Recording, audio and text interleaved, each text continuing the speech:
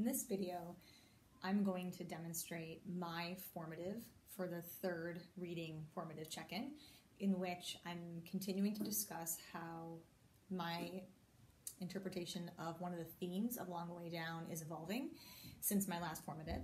And I'm also going to talk about how Jason Reynolds' choice of protagonist helps him develop that theme that he's trying to explore and trying to get us think about.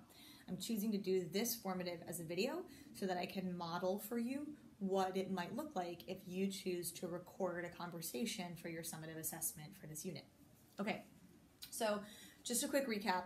The theme that I started exploring that you've been helping me develop for Long Way Down is that following the expectations that other people put on you can make you feel trapped and can lead you to do something that you normally wouldn't do. But here's the new piece that's been developing since my last formative. But there's choice. We have choices we can make as people. We can decide to break the cycle, and we can act according to our own beliefs, our own moral compass, what we believe is right, even if it's not what people or society seem to be telling us that we should be doing. So some things that have helped me develop that theme and helped us kind of as a class develop that theme and add on to it, in some of our more recent chapters, we found that Will was having conversations with his dad about how his dad shot the wrong person in trying to avenge Uncle Mark's death. And there was this repetition of this idea that Will's dad was saying this had to be the guy that killed Uncle Mark. And he thought he killed the right guy, just like Will keeps thinking it had to be Riggs. Riggs has to be the right guy.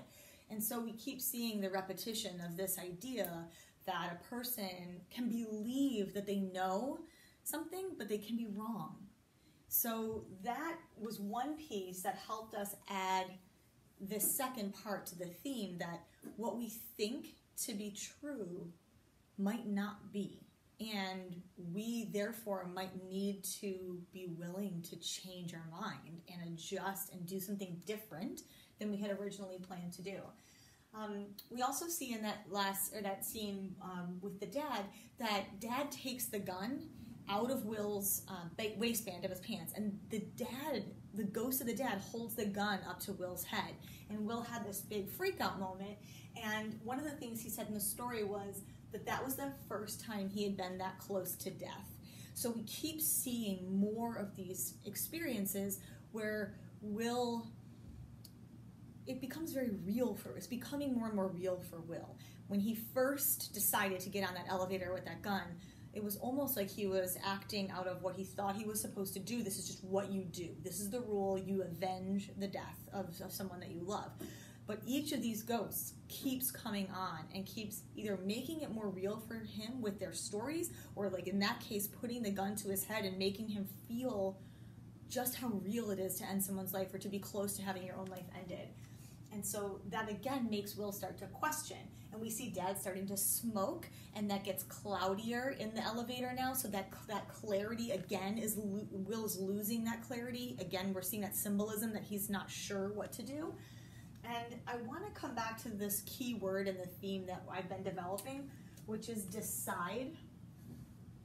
This idea that Will can make a choice, that we all can make a choice. We don't have to do things the way we believe we're supposed to do them, or the way we're being pressured to do them, or people have taught us to do them. We can make choices for ourselves. When I think about when Jason Reynolds wrote this book, he wrote this book in 2017, and this is a time in our country where gun violence, whether that be police shootings of unarmed black men, whether that be mass shootings like the Las Vegas shooting at the concert, whether it be school shootings, it's all over the place in our country. So I think Jason Reynolds really wanted us to be thinking about choices and decisions that we're making around using guns and using gun violence to make statements or send messages or solve problems in our life. Now, I want to talk a little bit about why choose a teenager, why choose Will, and I'm going to do some of that character analysis with that theme. So if our theme is looking at how we can feel trapped by society's expectations of us and how we are trying to wrestle with making our own choices and our own decisions in the face of that pressure and those expectations that we feel from other people around us, why pick Will to be the protagonist in that? So I want to start with the fact that Will's a 15-year-old boy. I think maybe Jason Reynolds picked a 15-year-old boy to be his main character because young people are having to make a lot of these kinds of decisions. Young people have a lot of expectations put on them by their parents, by people that they look up to, by teachers, by older siblings, by coaches. I think young people probably often feel like they're constantly being told what to do and how to do it, what's the right thing. And I would also imagine that especially a young boy, a young man, is getting a lot of messages around what does it mean to be a man? What does it mean to be masculine and to show strength? And I think teenagers are in this time in their life when they're trying to maybe try on different versions of themselves and experiment with what kind of a person do I want to be? How do I want to appear strong? In what way do I want to appear strong? I want people to take me seriously. So there's a lot of pressure on them. And I think picking a teenage boy to be the main character in a story with this theme is perfect because teenagers are already trying to make their own decisions in the face of extreme pressure. So when I look at some more character traits of Will, this one really comes to mind that he doesn't have anyone to turn to for guidance, and it also goes together with being a single parent family. So we know that his father is dead, his uncle is dead. Also over here, his older brother was just shot and killed, so that's someone he really looked up to. Mom is raising them on their own, and he really doesn't seem to have any real close friends he's talking about, or adult figures in his life, or father figures, or men in his life that he can go to and ask for guidance. I think that also lends itself really well to this theme because Will has to make decisions all by himself, and he has to figure out how he wants to handle the situation without being able to talk it through with anyone. And so all he really has are these rules that he's been taught, this code that all these men in his life have followed. That's the example he has seen over and over again. So it's so hard to decide to not do that. So having that lack of guidance makes the tension in that theme even stronger because he is so scared to not do what he thinks he's supposed to do and what he's always been taught to do.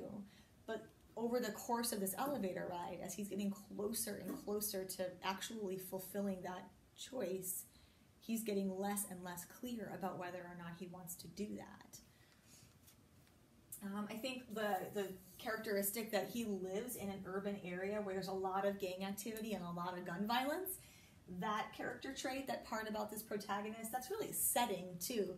But the fact that that's the kind of kid he is, it's kind of obvious, I think, how that lends itself to this theme, that this is a place where young people, especially in a single parent family, have to grow up really quickly and they have to do things that normally that's left to adults to do.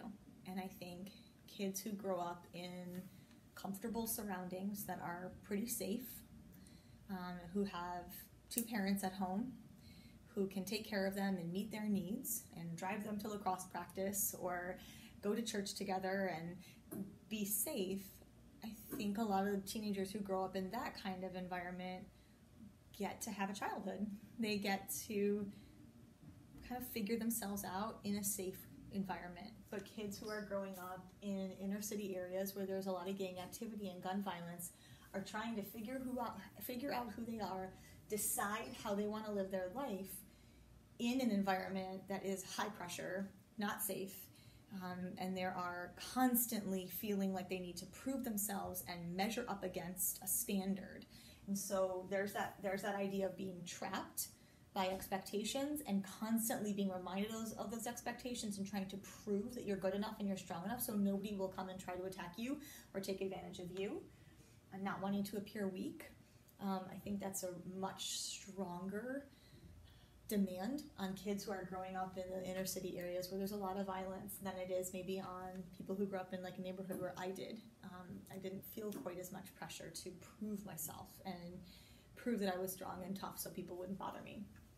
So I think for those reasons, this was a good choice of protagonist to develop this theme around feeling trapped by society's expectations, but also struggling to make your own choices and trying to figure out if you have the courage to behave differently than what you think society wants you to do.